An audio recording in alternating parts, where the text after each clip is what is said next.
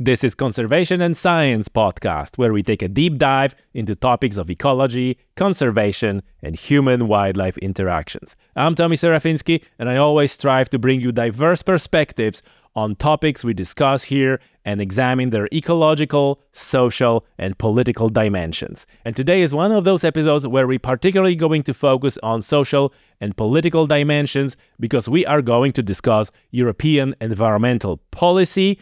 And our guest is Faustine Bas-Defossez, who is the Director for Nature, Health and Environment at the European Environmental Bureau, EEB. And what is a European Environmental Bureau? You will learn in the first minutes of this podcast. We're going to talk about the complex relation between farming and nature conservation. We're going to talk about CAP, of course. And we're also going to talk about how agricultural policies shape the landscape and biodiversity in Europe. Obviously, we're going to touch about the controversial decision to lower the protection status of wolves in Europe and how this might shape or influence human-wildlife coexistence. And we also going to look at the newly adopted nature restoration law and what is going to be potential impact on Europe's ecosystems. And if you think this is all might turn a little bit depressing, then stick till the end because Faustine shares with us a success story about bringing diverse interested parties. I'm going to follow Rob York's advice and say interested parties rather than stakeholders. So how we managed to bring all the interested parties and forge a meaningful consensus about the future of European agriculture. Very positive news. So you have a pretty good idea now what this episode is going to be about. So without any further delay, enjoy the show. Faustine, welcome to the show. Thank you. It's a pleasure to have you. I look forward to our conversation because we are going to talk the, subjects of Europe and European nature and nature conservation. This is always interesting for me and my listeners. But just to set the context for anyone who's listening to that, you are currently the Director for Nature, Health and Environment at the European Environmental Bureau. And could you give us and our listeners an abbreviated version? What is EEB, what you do, and what is your background, how it came to be that you are in the position you are in that organization? Yes, so the EEB is the largest federation of environmental NGOs in Europe. We have around 185 members organizations. So when I say members, I mean organizations in around 41 countries. So it's in the EU, but also in Europe in the geographical sense. And we've been around for 50 years now. Actually, this year we are celebrating our 50th anniversary in December, so pretty soon. What makes us quite unique is that we are the largest, first and foremost, but also we cover a broad range of topics and policies. Often you have NGOs that are very focused on one, like be it biodiversity or climate or circular economy or health. We cover all of that. So we're quite systemic, if I can say. So we work on agriculture, biodiversity, soil, water, but also pollution, air pollution, noise pollution, but also global and regional policy, circular economy, climate, energy. So we are covering everything that, the so-called European Green Deal, which was this project, from the EU to make the future greener, that falls under the Green Deal. So we are quite broad in terms of coverage. Now we have around more than 80 people working here in the Secretariat in Brussels. So we're also quite large in terms of staff and capacity here in Brussels. And what we do in our daily job is what I would call, some will call it lobbying. But I don't have any problem with that word. Actually, I think that lobbying can also be, for general interest, for public interest, which is what we are, calling for and what we're doing. So we're doing lobbying or advocacy to make the EU policies greener. And we do that with meetings, of course, but with reports that we draft, on the basis of scientific data that we collect. We are science-based organization. We do partnership with other NGOs. So, for instance, we work under what we call the Green 10, which is a platform of the 10 largest environmental NGOs here in Brussels. So it includes WWF, but also BirdLife, CAN, Climate Action Network, and Greenpeace, for instance. And we coordinate our voice towards decision makers together.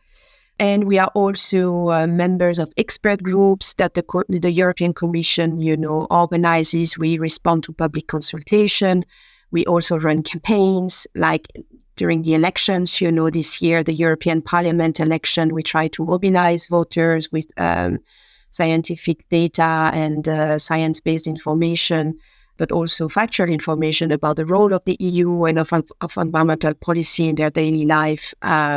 So that's, in a nutshell, what we are doing. And as of my role as the Director for Nature, Health and Environment, I am responsible for quite a big chunk of the areas/policies that we are working on in the organization, from agriculture to soil, water, but also pollution, chemicals pollution as well, that we are working on or tackling or trying to stop and prevent. And as of my background, how I arrived there, well, as you can see from my accent, I'm French. I actually am not, I haven't studied biology or, I'm not a conservationist per se. I'm actually a lawyer by training. And that is how I ended up working for, within the EU fora, let's say, because I quickly understood how important the EU is for environmental policy, because this is where you actually get the bulk of environmental policies that then member states have to implement and have to translate into their national laws. And I quickly decided to work in Brussels. I started working in the European Commission for 2 years, focusing on agriculture, actually. And then I joined the EEB. So I've been around the EEB for quite a number of years. And my first topic was actually agriculture. But there was also a reason, because agriculture indeed impacts our environment quite a lot. It can be in a negative way, as we see from science, on biodiversity, etc. But some practices can also be extremely important for some form of biodiversity conservation. So yeah, that is about the organization and a bit of me as well. And maybe last, but I mean that's also important in how, of course, why I keep fighting and why I, despite the numerous challenges and sometimes, the feeling that we are miles away from where we should be if we look at science. I'm a mother of 2 kids that are still quite young, and if I keep fighting, it's also for them. Absolutely, and thank you for that introduction, Faustine. And this is a theme that is even in the recently published episode. Which probably not going to be recently published by the time this one airs.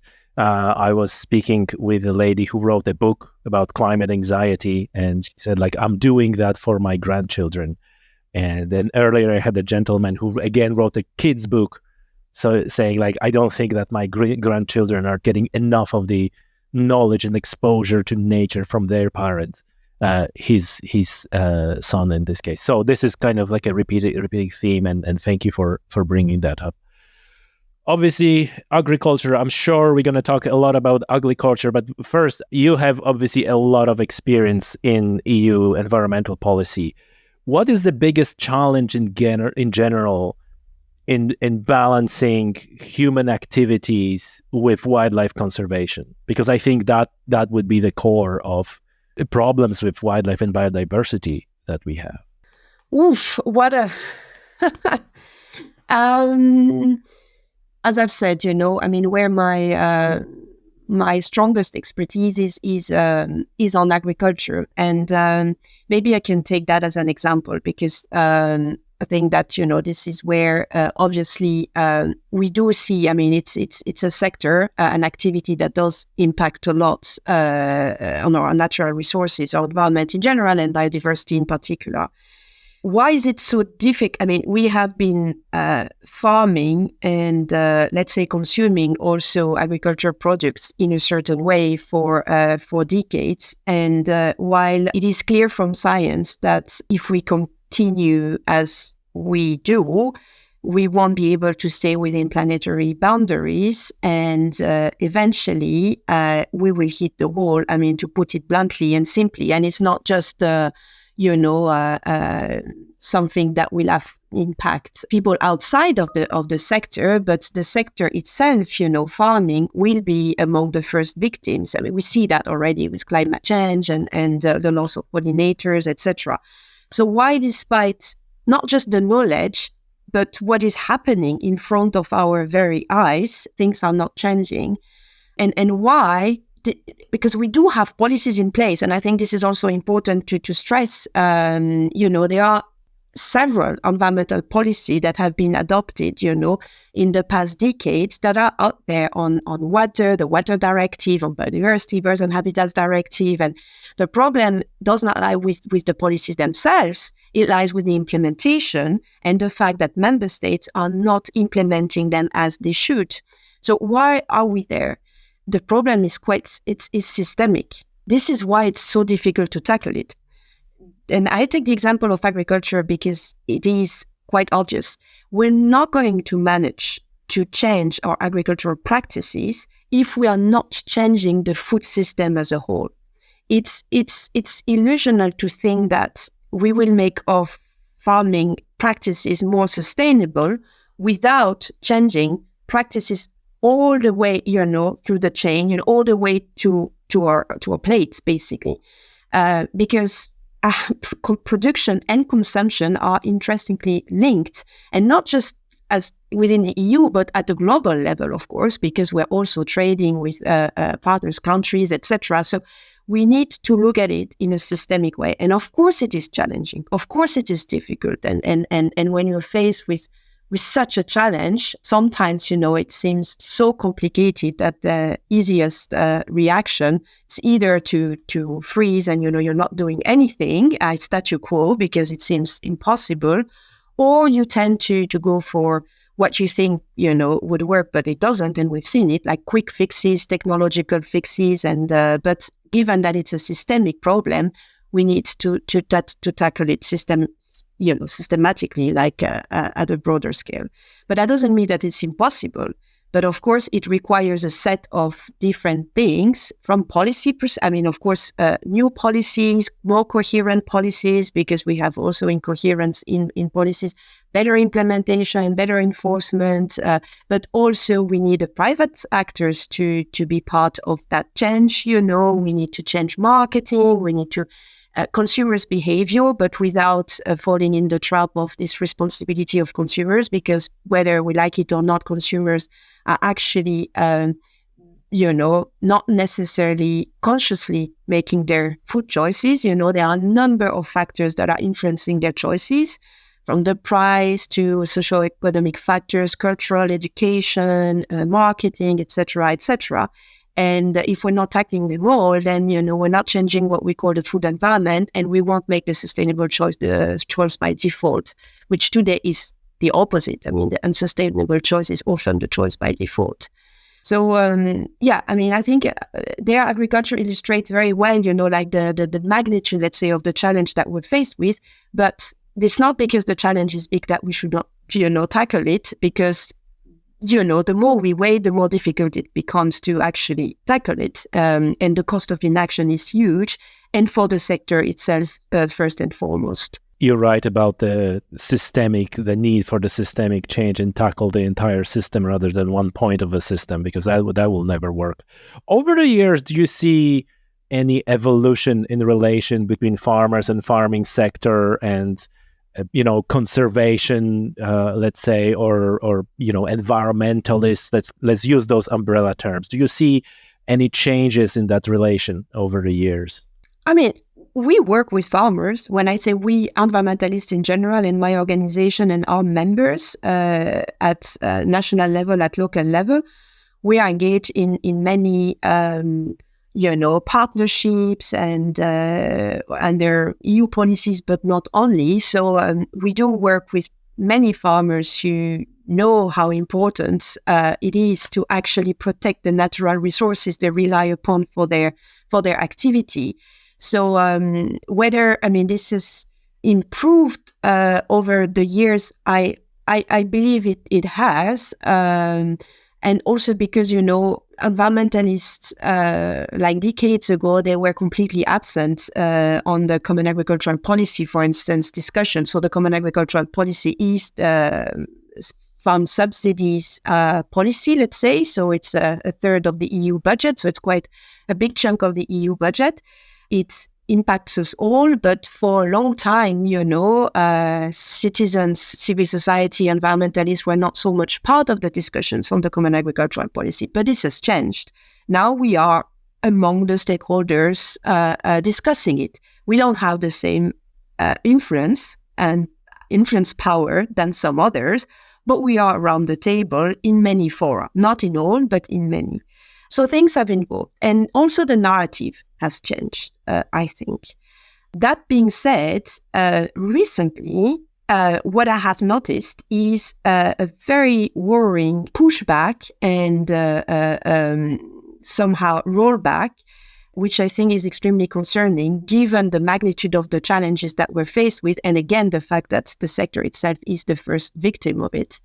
And indeed, as we were getting close to the European Parliament elections in July this year, we've seen that there was a strong polarization and this very dangerous, I find, tactic of using the environmental legislation as the scapegoat, basically, and saying that it's the source of all of the problems that the farmers are faced with. Well, actually, it's their best friend, if they were to be implemented correctly, because there is no farming without natural resources. So the environmental legislation is there to protect natural resources. Now, of course, we can discuss about how we should be, about implementation, whether there are certain things that should be done better, etc. But per se, we should not scrap environmental legislation. It's a suicide.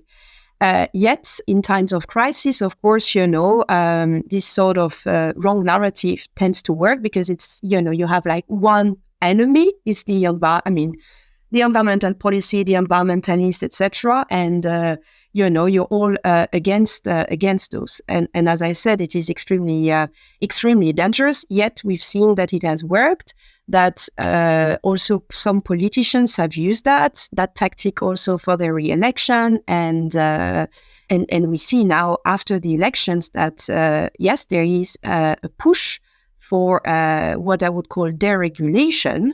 And I must say that this would be, again, I'm using the term suicide here, but it would be suicidal to do that. That's certainly not has never been the way to go, but especially now when science is clear about where we stand and what we need to do, and the fact that in the fight against climate change, nature is essential and nature restoration is our best ally. So, just to summarize, to answer your question, in the past decades, yes, we are working with farmers with things, things had evolved, slowly, not fast enough for sure, in the right direction. But now we're seeing these things going backwards, and that is extremely, extremely concerning. I agree with what you said, that this shouldn't be politicized because it's not about politics. It's about just evidence. And I totally agree and understand. I saw that myself, this thing of like, oh, this is the common enemy. I was recently I was called eco-terrorist. Yeah. But then from the other hand, I was talking about hunting and I was called the animal abuse account. So you can't. Yeah, but this is like Yeah, I mean, some politicians are using polarization for their own sake, and that is extremely, extremely toxic and dangerous. Yes, for sure. Faustine, you mentioned common agricultural policy. Could you give us a laydown where it is at the moment? Because there were like a recent changes to common agricultural policy. The comments I heard was like, oh, the gloves are off. This is now officially to support, big industrial farmers, and they don't care about individual farmers at all. And so I'm just curious, like from where you sit, like what is the current status of CAP and what role it plays or should play in supporting farmers on one side, but also supporting wildlife conservation and supporting, biodiversity and nature. Yes. So indeed, as you say, there was a recent, I would call it a reform, because it was a reform, an express one, let's say a very fast one that happened in spring this year, last spring. And why that happened, it was triggered by the demonstrations of farmers across Europe. And that's what I meant by, when I said polarization. And so why did we have the farmers' demonstrations in the first place? And that's where it is quite interesting. Farmers started to demonstrate in some parts of Europe, not because they were fed up with environmental legislation, not at all. And that was not their main claim. And this is important to stress here. It was because they are the first victims of the system, as I was saying earlier on, which is wrong and unsustainable. And if it is unsustainable for us, it is also unsustainable for farmers. They are indeed faced with, of course, more and more challenges when it comes to climate change and drought and floods that they have to, they have not yet followed, the practices that they should have in order to adapt to those. So they are struggling with it. And the question is why they have not, and that's where the policy, of course, plays an important role. But they are also struggling on the market because, they are quite somehow squeezed, and they're not able to put a price that covers, not all of them, of course, and I will say a few words about that. They're not able to put a price that covers the production costs. So basically they are selling sometimes at loss, their products. As an economic operator, the first thing you learn is that in theory, it's the ones who produce that set the price, not the ones who buys. But with agriculture, it's the other way around. They don't have room for negotiation, for maneuver. So they struggle. They can't make a living of their own activity. And they are faced with more and more external problems coming from climate change, biodiversity loss, etc. So this was the first reason why they were in the streets. But very quickly, the mainstream farm unions, the large farm unions, because, of course, if you have not necessarily splits, but different voices, like humming, etc., for them, they are losing control over what's being said and the messages that are being, spread. So very quickly, they managed to turn the whole thing against environmental legislation and came out with the claim that all of their problems were emanating from environmental legislation, which again, was completely wrong, as I've said before. All of that led to the European Commission making a decision to reform the policy that had been adopted just, and started to be implemented just a year before. So, that was completely insane as well, because there was no evidence that, there was big problems or not, or because, it was literally just started to be implemented. And what they did was to basically, in a nutshell, scrap all the last green crumbs from the policy that were remaining. And why do I say last green crumbs? Because what was adopted was far from being enough for helping the farmers with the necessary transition that they have to enact basically in order to be more resilient to the challenges. So this happens. What was quite shocking with this reform was that there was no public consultation, there was no impact assessment. While in theory, the European Commission, when they reform policies, they should conduct a public consultation and they should conduct an impact assessment. There, they only listened to a few farm unions and actually they, asked some questions to them.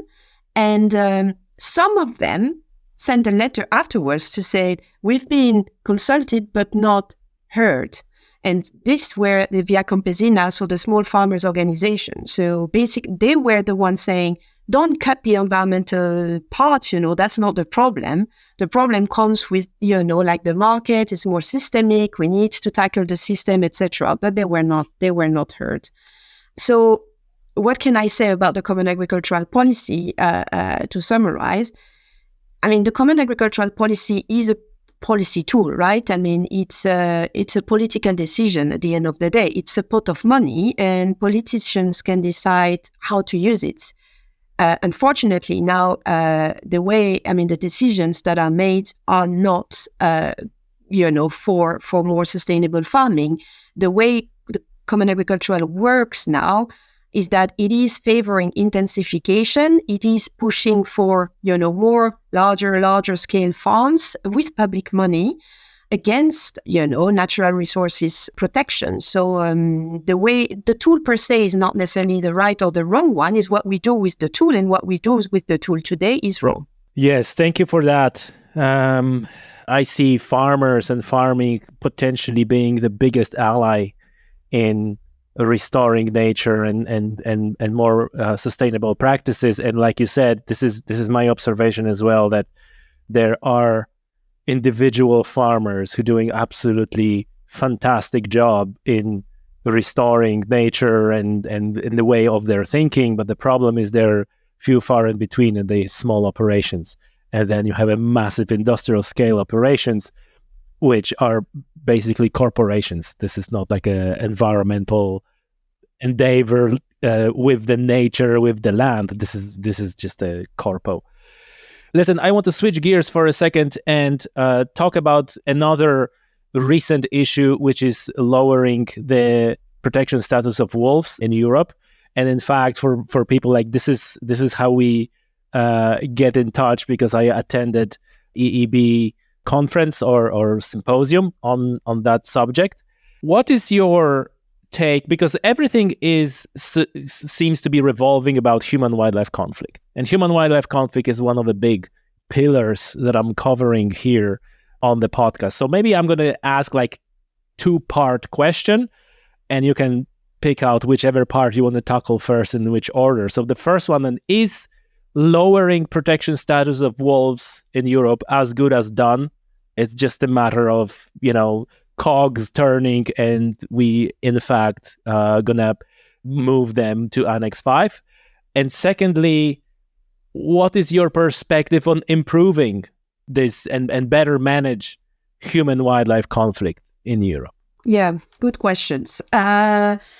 First, I think it's important to stress and to highlight that there is no scientific basis to support the modification of the existing legislation and protection statute of wolves. And actually, based on the data that are available, and which, by the way, and I'll say maybe a few words about how this happened and how come that we are close to changing the protection status of the wolves. Despite that, actually, on the basis of the existing data, the population of wolves in the EU are in unfavorable or inadequate conservation statutes in 6 out of 7 biogeographical regions. So this is the data as they are today. This is what science tells us. So there is no scientific reason for changing it now. The motivation that the EU used for changing the protection status, first at international level, so that would be through the Berne Convention, and then the next step will be at EU level, because the Berne Convention was what led to the Birds and Habitats Directive in the EU. It was a way to basically comply with the international rules. So, of course, if you change the Berne Convention, then you're likely to have to change the EU legislation as well. The reason why the EU went ahead proposing to change the protection status of the wolves under the Berne Convention was because of predation and the threat to livestock as they write it. So that was the main motivation. But there was another one, which I must say can sound like a joke, but I'm afraid it is not. And indeed, the president of the European Commission, Ursula von der Leyen, had her pony called Dolly. Everybody knows about the name of her pony now. It has become a famous pony that got killed by a wolf in Germany. And apparently, and I'm saying apparently because, of course, we're a science-based organization and I don't have any proof or data apart from the news articles and what we've heard, etc. But apparently, this was among the motivations for the president of the European Commission to call for a modification of the Berne Convention, which would be quite disturbing. This is beyond political motivation. It's like a personal motivation for someone at such a top level. This is quite disturbing, I must say. But the way it was framed then, when the proposal came out, was really talking about the predation. It even said, which again is not scientifically based at all, that it is becoming a threat to humans as well, why there is no such, evidence out there. It's not reported or anything like that. So it started with the Commission making that proposal on the table, and then it was for the member states to decide whether or not to support the proposal from the Commission and to put it for the Berne Convention Standing Committee meeting that will happen in December, early December. And there as well, I must say that what happened was quite disturbing, again, politically motivated, etc. But until the very last moment, there was no majority in favor of the Commission's proposal, but Germany. So you wonder again, where the pressure came from. Again, I don't have any evidence or I don't want to make any claim or anything like that. I'm just stating the facts here. It was actually Germany that changed its position. And after that, because at the beginning, Germany was not going to support the Commission's proposal. And after that, we saw many other countries that, were abstaining or, which decided to support it. And therefore, we ended up with quite a strong majority in favor of the Commission's proposal. So that was in September. And now, given that the EU has quite a strong voice in the Berne Convention, it is likely that it will go through in December. And now to your question about, coexistence between humans and wildlife, I think this, beyond these personal stories about the president's pony and the wolves per se, for me, this is a much bigger problem, because what that could mean if we then end up reopening the EU legislation, so the so-called Birds and Habitats Directive, we do run a high risk of having other species that are going to be downgraded without any scientific motivation, given that what's being done now for the wolf is not based on science. It's purely politically motivated. There was, as I said, there is this data, plus not just there was this data, but the Commission, when the president came with her proposal, she also asked her services to write a short report, on the conservation status of wolves, and there was no recommendation in that document to actually lower the conservation statute of the protection status of wolves. So it's a very, very bad precedent at a moment where we need nature more than ever. We have to learn to coexist better with nature. We need we have to restore nature wherever we can. And we are going, backwards on that. This is extremely, extremely, extremely dangerous. And it is also extremely dangerous because the political context is different than in the last mandate. I talked about the European elections, the European Parliament elections, and what we're faced with is a very conservative parliament with also, a large, a group that is from the third group is from the far right, in the European Parliament. That is very using polarization, populist tactics, etc. And there is a high likeliness that yes, of course, they see a great opportunity with this reopening of the Birds and Habitats Directive, again for political reasons more than anything. But this is extremely dangerous because we cannot afford going backwards on that. We have to implement better, this piece of legislation and not to dismantle it. But there is a high risk that we will. And last point here, all of that, because it's not scientifically motivated, far from it, what we've seen, and also this is what has led to, I think, the results of the European Parliament elections, and what we see also, this deregulation threat, etc., is this flow of disinformation on social media. And of course, on topics like, wildlife, wolves, etc., you see many of that, and that is extremely dangerous. Yes, especially that misinformation aspect of it is really something I consider like the most important to tackle.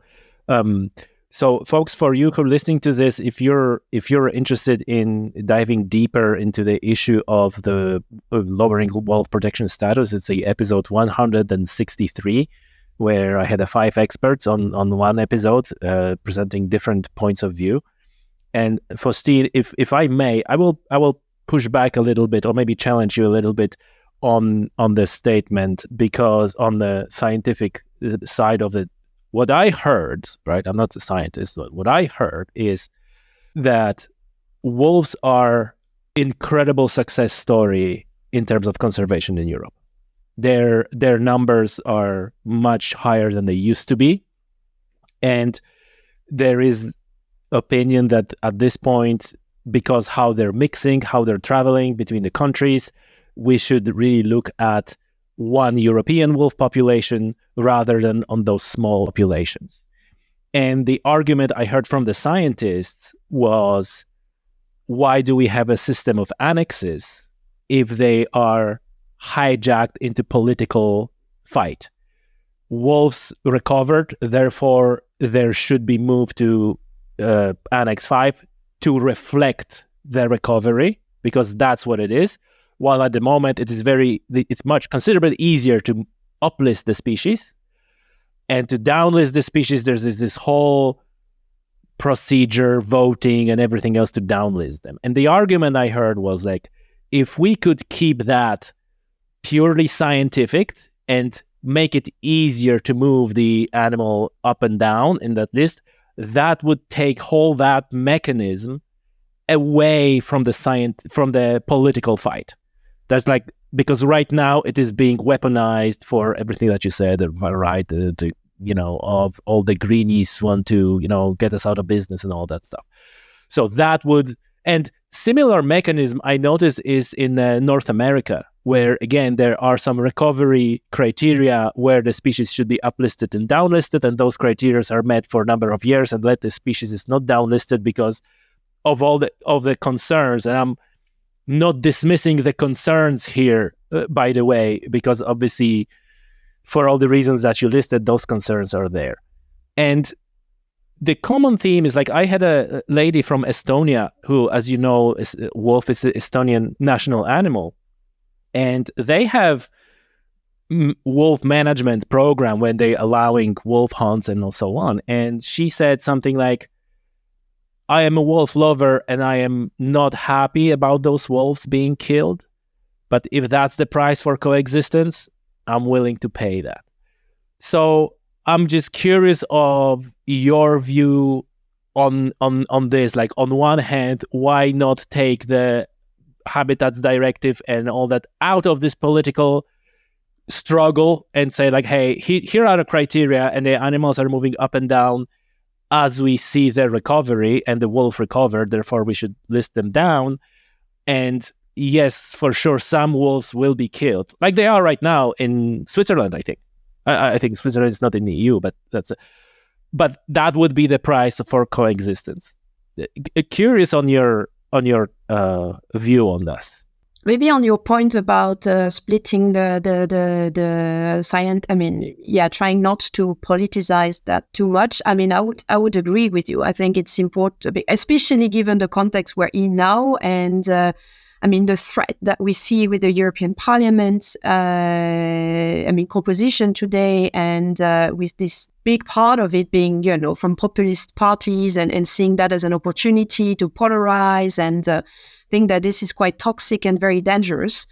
And as I said, it's not just about the problem here, and this is what the point I try to make is not just wolves, is what that would mean in the European context, and the fact that we are going to have a political decision on something that should be indeed scientifically motivated about all the species, in the annex in the Birds and Habitats Directive, and that's not, that is extremely, extremely dangerous in the context that we're in. So splitting that, would be indeed, at least, for this parliament, for this term, would be the way forward. I fully agree. Now on the culling and besides lowering it from strict protection to protection, because at the end of the day, the wolves will remain protected, right? It's from strictly to protected. So that's also important for people to understand. But what we say, and we haven't found the evidence. Maybe you've heard someone in your podcast saying otherwise, but there is no scientific evidence that culling is the most efficient way to actually, achieve a reduction in terms of predation. And actually, what we have read and what we have been told is that it could even be counterproductive. So that's also what we are saying. That might not, this blunt decision to lower the protection statute might not be the way forward. And yes, you're right in terms of the numbers overall, etc.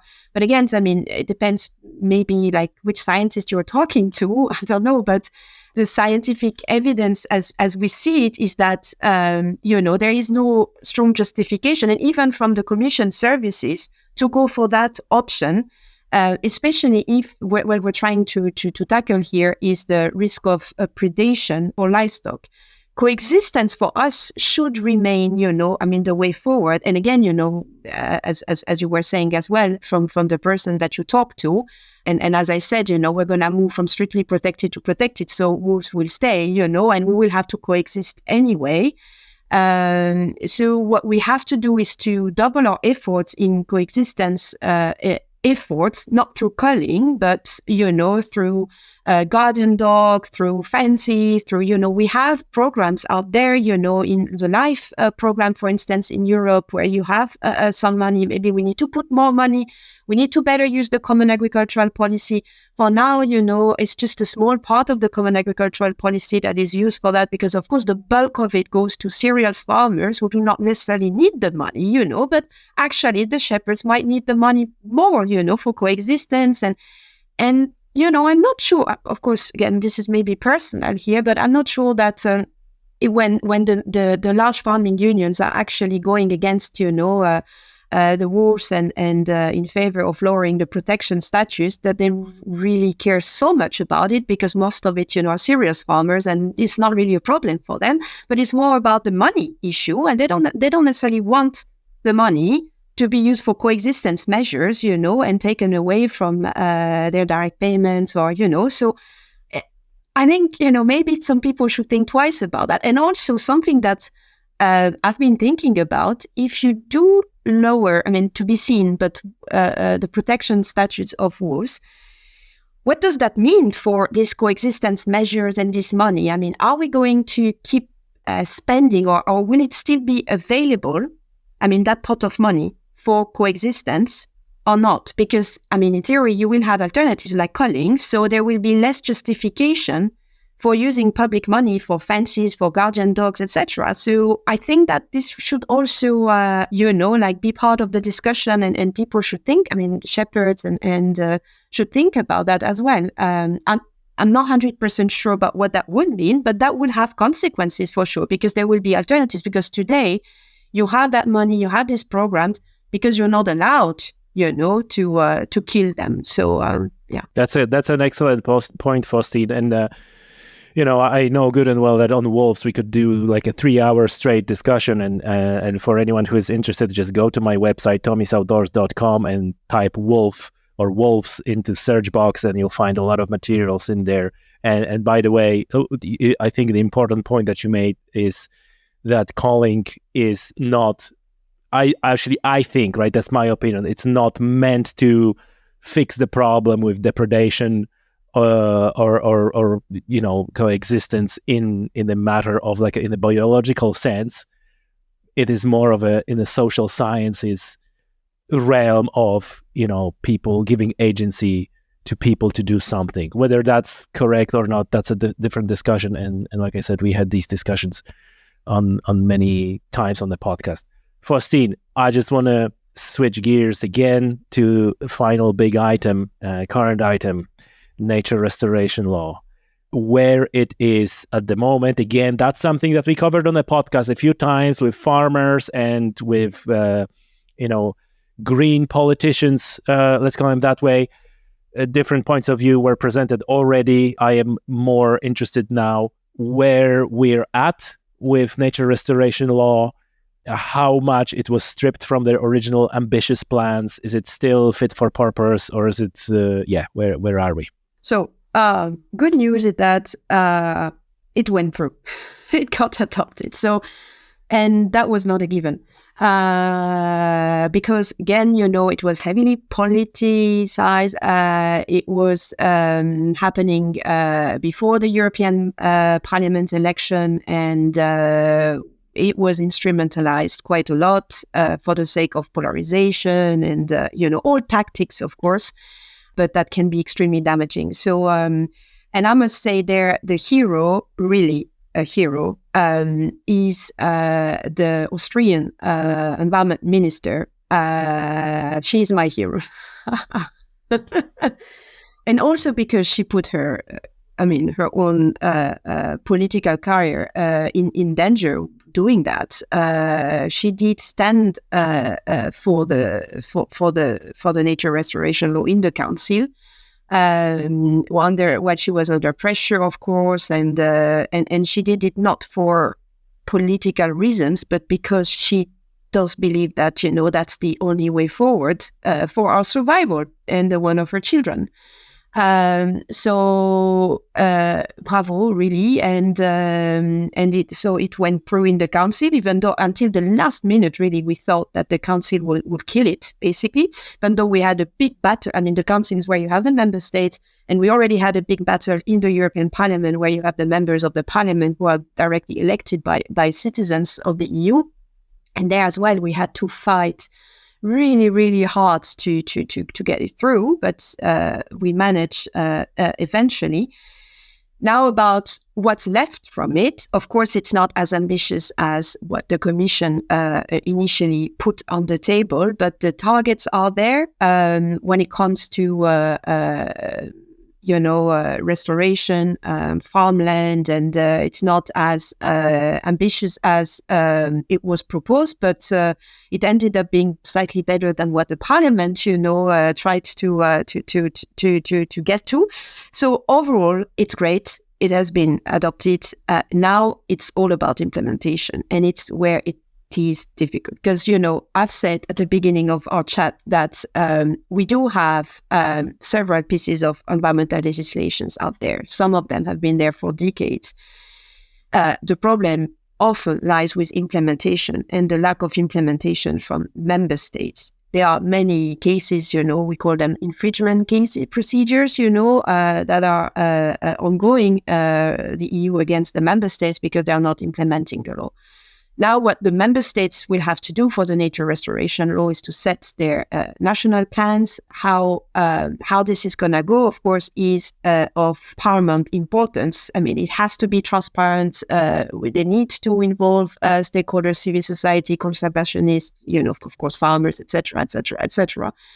It has to go fast because there is no time to lose. The problem I see is that, again, the Commission set quite a bad precedent with what's happening around the rules and the Birds and Habitats Directive potentially, because, the Nature Restoration Law and the Birds and Habitats Directive, I mean, there is a reference to each of them in both, right? So one can then argue that if we do amend the Birds and Habitats Directive, that things should be put on hold for the nature restoration law. So I see a political risk of that. And I would not be surprised that in a future podcast, you start talking about that, because I see that some politicians have seen, the breach and will use that. They have a plan. Yeah, I would not be surprised. So that's one. And the other one is, you might have heard, I don't know whether that's something you also covered in your podcast, but on the EU deforestation law, which was also a big achievement under the last mandate and the so-called Green Deal, that the Commission decided to postpone its implementation. And of course, when you start doing that, then you open a Pandora box for other pieces of laws to be postponed in their implementation. So I haven't seen strong pushes yet, but I would not be surprised that there will be pushes for delays in the implementation of the nature restoration law. So this is where organizations like mine matters a lot, because our members at national level, have a strong role to play, making sure that the member states are working on their plans, that they are doing so in a transparent manner, that they are consulting with the relevant stakeholders, of course, using science as the basis. And we will put pressure, of course, here on the Commission to push the member states and push back if there is any sign that there will be delays or things like that. But all of that to say that nature restoration law has gone through, but now it's all about implementation, and it's as important as all the battles that we had for the law to actually get adopted, because what matters eventually is the implementation. How to speak to policymakers to ensure that the scientific evidence is properly taken into account? And that is a question that I can personalize for you and for the listeners. I was on one of the environmental conferences. I'm going to those quite often, and there was a dinner after that, and I happened to sit next to a gentleman who is a director in some organizations he is essentially policymaker. And after a few glasses of wine or beer, it's like, those scientists, they have no idea about writing policy. Because this, and I was listening, everything was like friendly and professional, but I was like thinking like, man, it's not like scientists doesn't know about policy writing. Like they reporting on the facts. And so it was clear to me that on one hand, the job of a policymaker is ensure that their boss is electable in the next election cycle. But then on the other hand, this is what it boils down to. Hard decisions. Like we're not making right decisions because they're hard. I was wondering, I'm wondering to that point, like how should I talk to this gentleman? Which I'm trying to make it like a more general question to you, how to speak with policymakers to, ensure that they're taking the scientific evidence into account more than the pressures of their job, and to do the good job for their organization. I think, and the problem is that the political mandates are often short term, and therefore, all the scientific evidence that they get They don't really care because it's longer term than their political mandate, and they know that by favoring, certain sectors, by giving them gifts or something like that, they will actually get reelected. While by doing something that is for the public interest, overall, it will take 10 years for the thing to actually materialize, and they won't get gratified, or for that. So that's the problem. So that's why you need heroes like Wessler, that minister who did listen to science and did it for our survival. But I think what can help is really to frame it in terms of cost of inaction more and more. And I think this should be actually part of impact assessment because it is not so much now, and that's quite shocking. Because what you will hear from a specific sector that would be impacted by any sort of transition, and fair enough, I understand, and yes, there are costs to the transition, and some are more affected than others, especially, the ones that now benefit from the statu quo, right? But if you do then start looking at the cost of inaction and put it really, in your thinking, then, this long-term benefits can become more short-term ones, in the sense that you see what are the costs on the short term of not acting and not making, not pushing for the changes that are necessary. So I think that this is a useful narrative and a useful thing to hammer more and more. And there are more and more figures which are quite shocking on the cost of inaction, and I think that really politicians should be made much more aware of that, and maybe then science will really speak to them because it will be quantified in terms of economic terms, and also look more short term in terms of gains, benefits than it might sound without having this cost of inactions, being factored in. So. But maybe another thing, and sorry, here it's a bit of a deviation, which I found has worked, because something I didn't say, and I wanted to mention it here, because I think it's a success story, and it's also nice to have positive. Oh, excellent! Yes. Something positive. Yes. Excellent. On agriculture, and it's more process-wise than anything else for now, but still. I was part personally of the so-called strategic dialogue on the future of agriculture, which was set by the president of the European Commission as a response also to the demonstrations and polarization, etc. So she decided to put a number of people around the table for 7 months. And we had to spend hours every month, together, and in between the meetings as well, in breakout groups, etc., and to agree on some recommendations for the future of food systems in general. And around the table, there was people like me, but also from BirdEye, from Greenpeace, but also the president of COPA, the president of COGECA, of Food Drink Europe, landowners, small farmers, young farmers, organic farmers, but also the traders, the retailers, etc. Fertilizers Europe. And so as you can imagine, people that I see often here, but I don't always agree with, well, that's part of democracy, I guess. In that format, which was quite high level, and with a chair who was not at all from the agriculture sector. So he was a philosopher, actually, a German philosopher. The first success is that we did manage to reach a consensus, and it was consensus based. And that was the only way to go, actually, to do it via consensus, because, majority, etc. It would not have no weight, nothing, So we managed to reach a consensus. But the second thing, and that's why it's even more successful, is that this consensus is actually full of meaningful recommendations for the future of agriculture. Just to list a few, and again, you have to bear in mind that you had all of these actors with different backgrounds, different opinions, perception, and as we know, perception is reality, in the room. So we had this diverse set of people.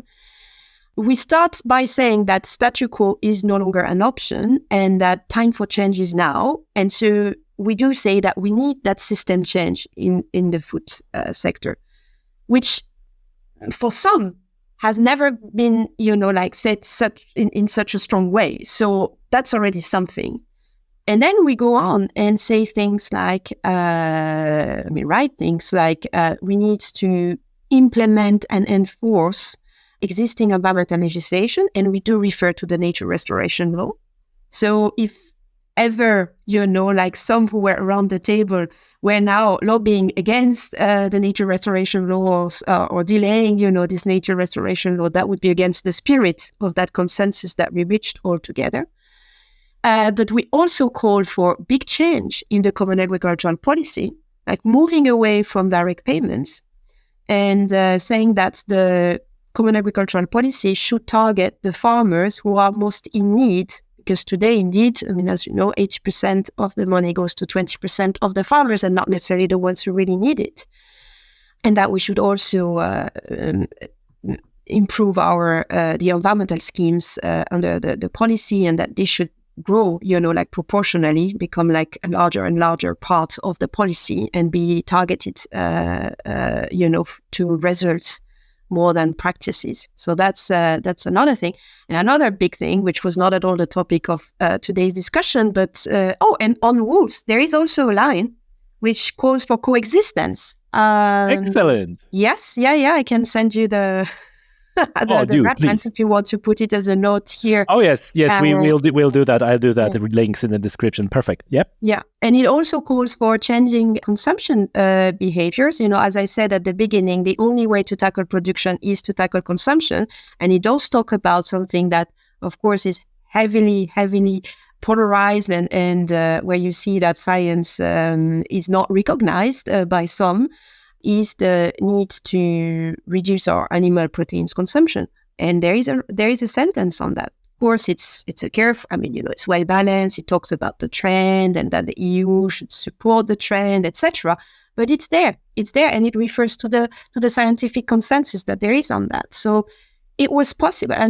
Why I refer to that is sometimes, when people around the table are really willing to reach a consensus, when there was also a scientist around the table from Wageningen University. At the beginning, I really thought that we would never reach a consensus because people would stick, to their position, not listen to the others, not listen to science, etc. But it was a process, and eventually we got a very interesting results. And now it's for the decision makers to use that and to come with the proposals, based on this historic consensus. Wow, I feel like this is a great moment to finish that podcast on the good news. Faustine, you were ahead of me because I wanted to ask you about something positive to end with, and you were already one step ahead before me. Folks, if you're enjoying this podcast, if you're interested in topics like that, you should definitely subscribe to my newsletter, newsletter.tommysoutdoors.com. The link is in the description of the show, as well as some other links. Faustine, thank you so much for your time. Really appreciate it. Great conversation. You're welcome. Thank you.